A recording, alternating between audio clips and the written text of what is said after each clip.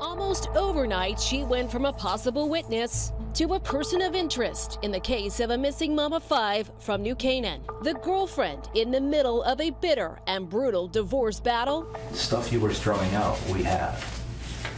And it's all Jennifer. It belongs to Jennifer. Do you understand? Turned high-profile murder investigation. Guys, what happened to Jennifer Michelle? We're taking you inside the trial of Michelle Troconis. And thanks for joining us once again for Inside the Trial of Michelle Troconis. I'm Shannon Miller. We are getting ready for the 22nd day of this high-profile criminal trial. It comes off of a win for Michelle Troconis and her defense team. The judge granted a motion to eliminate testimony from Connecticut's chief medical examiner about how Jennifer Dulos died. We'll dig into that decision and what it means for the prosecution coming up. The jury also saw this video from a New Canaan property about a mile from Waveney Park the morning of Jennifer's disappearance. It shows a person on a bicycle in a dark-colored hoodie riding down the street. Prosecution is expected to try to convince the jury the man on the bike was Fotis Dulos. We'll take a closer look at that. And we saw video of what investigators say is Fotis Dulos inside the Avon car wash where he took his employee's red Toyota Tacoma to get detailed. We'll dig into the surveillance video from that day and the general manager's testimony coming up. But first, let's get back to NBC Connecticut's Kevin Geis live at Stamford Superior Court once again. Kevin, let's start with that defense motion that the judge granted. How did this impact the testimony yesterday? Right, so the chief medical examiner was supposed to be the final testimony for Wednesday, but the judge decided that the jury knew about as much as he did back when he made his determination in 2019, so we never heard that testimony on Wednesday. The state planned for the jury to hear testimony from the chief medical examiner about his determination Jennifer Dulos was killed by what was outlined in the arrest warrant as, quote, homicidal violence. According to court documents, he determined back in 2019 Jennifer Dulos had suffered injuries deemed, quote, non-survivable without medical intervention. Her body has never been found. So to make that decision, the medical examiner relied on evidence presented to him by law enforcement, including evidence the jury has already been shown, including the bloodied shirt and bra, as well as photos from inside Jennifer's garage. Judge Kevin Randolph deciding to grant the defense's motion. The jury has heard more than Dr. Gill could testify to. The motion's granted. Medical examiner did not review anything medical. He read a police report, looked at some pictures, and then looked at what the probate judge down in New Canaan did a couple of months ago and was going to render an opinion, and the judge correctly ruled that, you know, he didn't look at anything that required his expertise. So anyone could come to the same conclusion if that's where they wanted to go. Without that testimony from the chief medical examiner, it's unclear if the jury will hear any medical testimony about what happened to Jennifer Dulos. Yeah, Kevin, the jury has yet to hear that Jennifer Dulos' body has never been found. They know Michelle Troconis faces charges in connection with murder. They've seen that bloody evidence and they've heard that Jennifer disappeared. So is it now up to them to decide for themselves that Jennifer was murdered without that testimony from the medical examiner? Right. Without that testimony, there will sort of be this missing link in the chain for the jury. But the judge, as he's mentioned before, believes that this jury is smart and capable of making any sort of reasonable inference that the prosecutors need them to make. So without this testimony, the jury will have to arrive at what happened to Jennifer Dulos on their own. All right, so Kevin, let's get into some of the testimony that the jury did hear on Wednesday. The state called to the stand a New Canaan property owner who provided surveillance video to investigators back in May of 2019.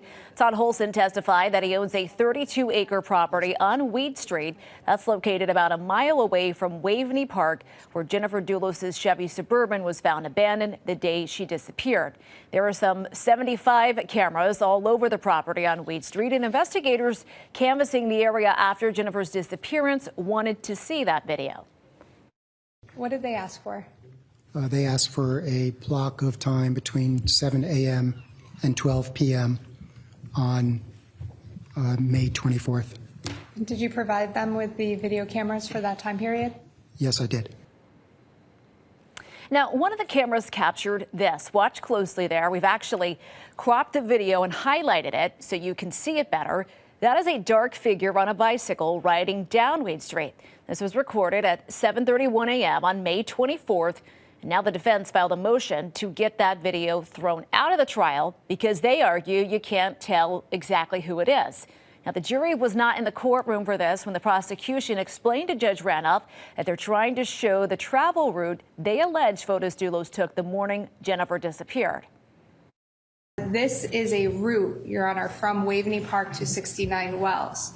And the time of that bike ride is actually one of the most key parts of the evidence that the state wishes to introduce, because at 7:40, a school bus goes by and the Toyota Tacoma is seen parked on Waveney Avenue. The fact that Mr. Dulos owned a bicycle does not even remotely suggest that that's him or that has anything to do with this case. Now, another piece of this puzzle the prosecution alleges is what was in the back of the Toyota Tacoma when it was seen on surveillance video driving back north from New Canaan the morning Jennifer disappeared. State police investigator who testified about this video was only able to say there was a white square object and a round object that he saw in the truck bed. The state objected to him using the word bicycle. Pavel Gumini testified that the contents were not in the back of the Tacoma when he left that vehicle at 80 Mountain Spring Road. There's evidence of a bicycle, even though the court precluded the witness from indicating, the police witness, what was in the back of the Tacoma. That does not mean that a juror or jurors would not conclude that what was in the back of the Tacoma was a bicycle. Now, Kevin, Attorney Manning also referenced Troconis' third interview with investigators, which the jury will see in the next few days.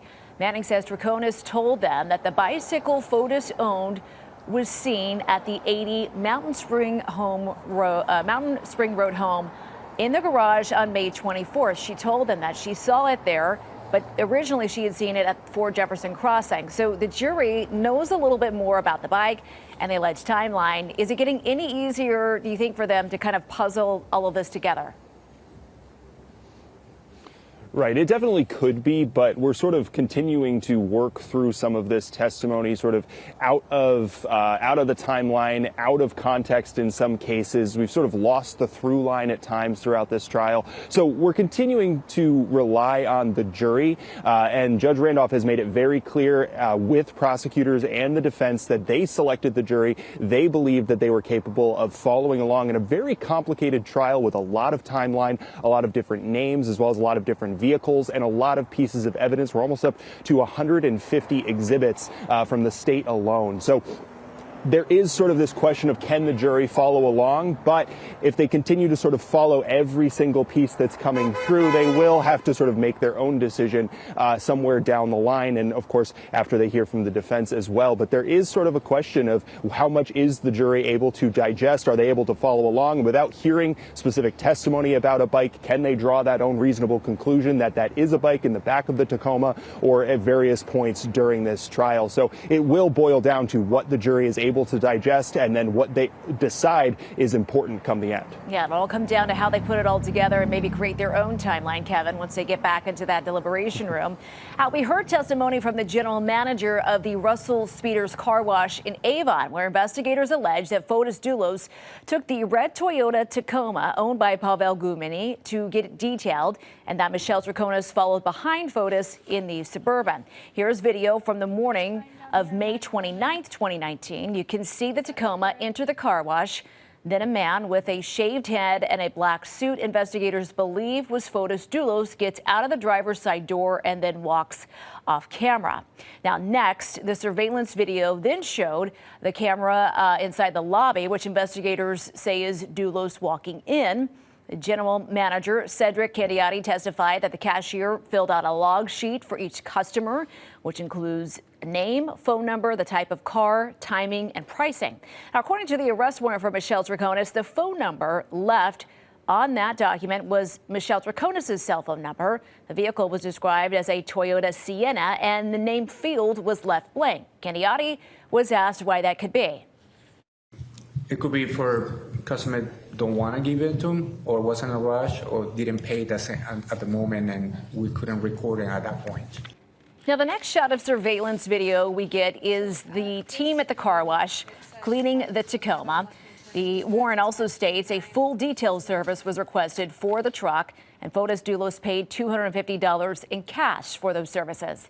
The manager explained some of the tools and products used to perform that interior detailing.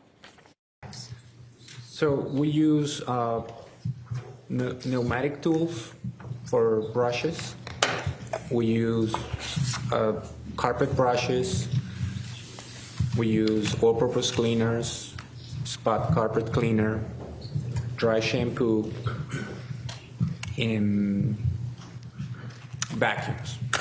By the way, pneumatic tools that you heard him mention are those air tools used to clean. You may remember from testimony, no DNA or confirmed blood evidence was found inside the Toyota Tacoma. Just the seats, which were removed. A cutting from one of them had Jennifer's DNA on it. Now, forensic experts testified that bleach could impact the results. They were asked about how cleaning materials and tools used by a car wash could impact forensics, but those experts were not qualified to testify about what's used at a car wash. All right, Kevin, so the jury has now seen the video from the car wash. They heard the term car wash brought up before in the forensics testimony, so now they might be able to fill in some blanks. Let's talk about that form that the cashier filled out with missing or incorrect information. What I've always found interesting in this is that Fotis puts down Michelle's cell phone number and writes that it's a Sienna instead of a Tacoma. So what's the jury supposed to make of this? Right, two totally different Toyotas, a Sienna being sort of a minivan style Toyota and the Tacoma being, of course, a small truck. So we're sort of left prosecutors pushing the jury sort of in the direction of he didn't want to give any information. He paid in cash a total of $250 when he went to pick up the truck. He put down Michelle Troconis' phone number. So it sort of plays into the narrative from the prosecutors that this was all part of a larger cover-up of the alleged murder. Kevin, besides that motion to bar the chief medical examiner's testimony and to get that bike video thrown out, there were a couple of other items both sides debated on and the judge ruled on. That includes a motion filed to suppress Michelle Troconis' cell phone data seized from AT&T. Now, if this sounds familiar, you might recall back in December that Judge Randolph ruled information gathered from the first time Troconis' cell phone was seized was not admissible because police took it without a warrant. Police then applied for a second warrant on call logs, data, text messages from the phone through AT&T. Then late last year, the state said they were getting a new warrant, narrowing the time frame on cell phone data to the week before and the week after Jennifer disappeared. Judge Randolph says when it comes to warrants, state law allows police another chance to get it right. And one argument is, well, why should the police have another chance? Well, Connecticut courts have determined that the police get another chance because there's a balance that has to be struck. And the balance is between deterring police misconduct on one hand and allowing a jury to hear all admissible probative evidence on the other hand. So the cell phone data in that most recent warrant is allowed, and we expect to hear testimony on it in the coming weeks. Now, we're to reiterate, the arguments over these motions are held without the jury in the room. The judge also deciding whether to allow testimony from the guardian ad litem of the 5 Dulos children. The state explaining to the judge why they want the attorney Meehan to testify about his interaction with Fotis Dulos, but not about anything regarding the children. His state of mind or his belief going into that last day of hearing, and what was his state of mind going out of it.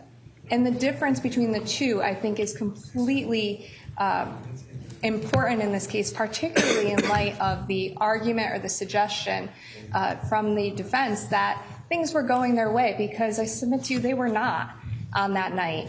And they were not leading up to May 24th, 2019. And I think that it's important for the jury to understand the truth of that. Now, when it comes to what Fotis Dulos told Michelle Troconis about how well things were going shortly before Jennifer disappeared, attorney John Schoenhorn told the judge that's the heart of the defense. And he argued it'll be difficult to avoid talking about the contents of that custody report, which the judge has already decided not to bring into this trial. I don't know how the state could say, well, we won't talk about what happened. We'll just put in some observations of the reaction, where I'm precluded by virtue of the court's prior ruling of getting into what was happening during the course of this hearing. If we're going to get into any of these court orders, I would have to then get into the background of it because it had nothing to do with Michelle. Now, Judge Kevin Randolph listening to both sides, asking questions and bringing up case law before making the decision to allow some testimony, but in a very limited scope. The court does not want to be in a position where it's walking on a razor's edge, not because of the state's offer, but because of what may come in cross-examination.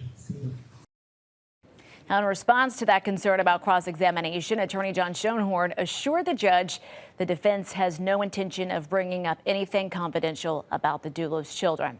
Now, Kevin, this custody report, which is sealed, by the way, keeps coming up. The jury isn't allowed to hear anything about it, anything that's in it, but it seems to be critical to this potential argument from the defense that there was not a motive to kill Jennifer because that custody report was positive for FOTUS. But the state says otherwise.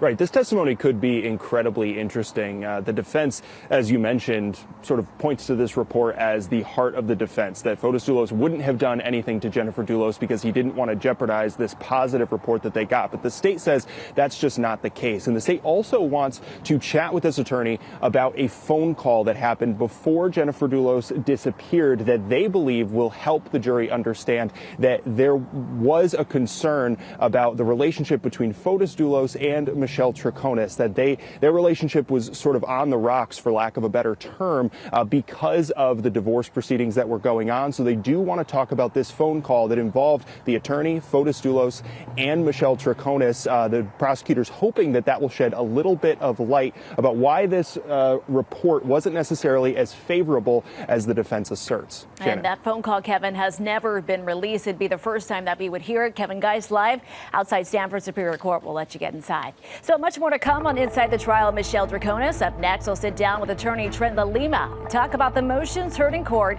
some wins for the state, and a big win for the defense. Stay with us. We'll be right back.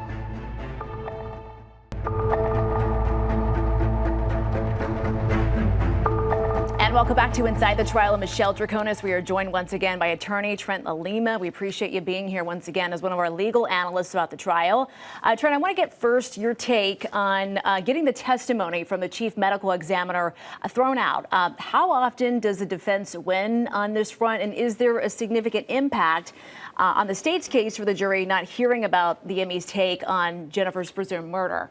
You rarely will win a motion like this to exclude medical examiner testimony, but you rarely have a murder case where there is no body. The main issue here is essentially the medical examiner was speculating. They didn't have a body. They weren't able to perform any testing. Normally they can say this is where the stab wound was, the bullet wound. Mm-hmm. They had none of that here. The jury can kind of piece it together. They didn't even have necessarily the exact amount of blood that would have been lost. So I think the medical examiner was speculating, reaching a conclusion that wasn't really supported by any actual analysis. And so is this that important for Michelle herself? Not particularly, but John getting excluded outside the presence of the jury, why not? In a case where there is a body, this would be a normal piece of expected testimony, right? But this is so rare because Jennifer's body has not been found. I also want to get to now about the state bringing back Michelle Troconis' cell phone records into the fold. Judge Randolph granted Attorney John Schoenhorn's request, the motion to suppress that evidence back in December during the suppression hearing. So how often does something like this happen where the state has issued another updated search warrant for the same piece of evidence? To be honest with you, it doesn't come up that often. What you want to, and you heard the judge talk about, you want to prevent police misconduct. You don't want police to continue to move for warrants that are unsupported or that they know they shouldn't be getting, knowing, we'll just get a second bite at the apple later. Here, the judge is determined. It doesn't seem to be something where the police intentionally or engaged in any misconduct, so he's going to allow it. But it doesn't come up much because, obviously, the defense will continue to challenge if the police get warrants that they don't really have support for. Yeah, and that's got to be something that you're always looking at is, did we follow the proper procedure in obtaining this evidence? That's got to be one of the first things as a defense attorney you're looking for, right? You always look at key evidence, particularly if they received records regarding your client. If your client gave statements, you're looking to see whether your client was properly Mirandized, if they forced the statement, if you should be suppressing your client's statement. Those are key things you look for, is obviously records and your client's statements, see if those can be suppressed. Let's talk now about the testimony that the state wants to bring in from guardian ad litem involved in the divorce battle that we know went on for years between Jennifer and Fotis Dulos. What is your take on this fight between the state and the defense to prove what's in that sealed custody report? The defense has said that this report was favorable toward Fotis Dulos, that, he'd even made statements to Michelle Troconis saying, I'm going to get more custody of the kids. We're going to be able to have our kids under the same roof. But the state really wants to prove that that was not the case, and they want this testimony to try to help prove what they say could be, Fotis's state of mind. I think the state is wanting to have their cake and eat it too. They want to put in evidence that Fotis was upset or had a negative reaction to the latest developments in the custody case. But then, on the other hand, they're saying they're not going to allow John to say what those actual developments, John Schoenhorn to say what those actual developments were. So I think if the state's going to put in saying that Fotis reacted negatively, goes directly to his motive, I think that would very arguably open the door to John Schoenhorn to put in the actual report and say there were positive developments as well. It wouldn't make sense for Fotis Dulos to think that he needs to take drastic action in this case. And part of that testimony could include, from the guardian ad litem, a testimony on this phone call that he had with Fotis Dulos and Michelle Troconis leading up to Jennifer's disappearance. Is it, really up to him to infer what he took away from that conversation? I suppose he'll be allowed to discuss the conversation. The one thing is, because he's a guardian ad litem, he's not an attorney for Jennifer, he's not an attorney for Fotis. None of this is privileged. He's essentially a court-appointed attorney to represent the best interests of the children. So none of this is privileged. So he will be allowed to speak about the phone call. The state is saying it goes to state of mind, and what they're really saying is it goes to motive. Is it goes to, why did Fotis feel like he needed to kill Jennifer, and why did he feel like he needed to kill Jennifer at that specific time? What triggered the action then? So interesting that is an impartial voice, and a voice that represented the Dulos children in this case. All right, Trent, great analysis there. We'll have much more coming up from you inside the trial of Michelle Troconis after this.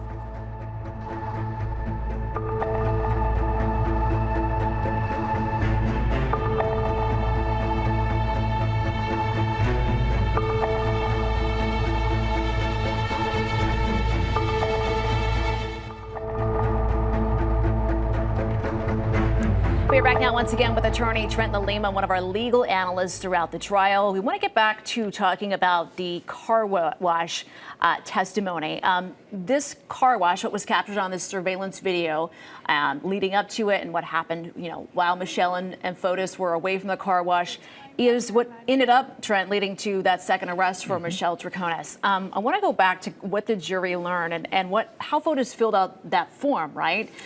That's the issue for the defense here, is you would normally think, again, there's a difference between what Fotis did and what Michelle did. And the Troconis team could think, well, Fotis went and detailed the truck without Michelle. What do we care about that? That's fine if he did that. It didn't involve Michelle. Except he puts her phone number down on the form. The defense probably needs to come up with some kind of explanation for that. It would put Michelle's involvement relatively early in this. That's relatively early involvement for her here if he's cleaning the car. So they need to come up with an explanation. Did she know he was going to put the number down? Was there some other reason? Because the state's going to infer it shows she's part of this from the very beginning. She's expecting to take calls on his behalf, and she's involved the entire way. Yeah, and I go back to, too, I wonder, again, what had Fotis told Michelle about getting the Tacoma claim? We talked about, is he doing a favor for an employee? What was the conversation about that? This bicycle video, too, that Schoenhorn once tossed out, again, it is a few seconds there that we see. What's your take on this? It could be anybody. It could be you on the bike, could be me on the bike. You can't tell anything. I think the state will likely be able to get it in, and Schoenhorn will just be able to argue that it's of minimal relevance here. But because it's on the right route, I expect it'll come in because it has some very, very slight value to the case. Maybe that there's somebody taking that route on a bike that day.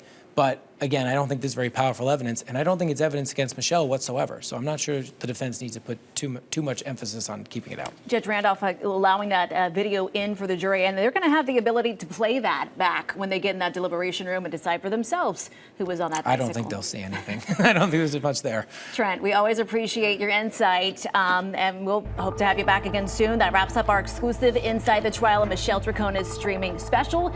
You can watch the trial live on our streaming channels when court starts around 10 a.m. and we'll have live coverage on the NBC Connecticut News starting at 4. And be sure to join us weekdays at 9 a.m. for more in-depth analysis of the trial as it continues to unfold.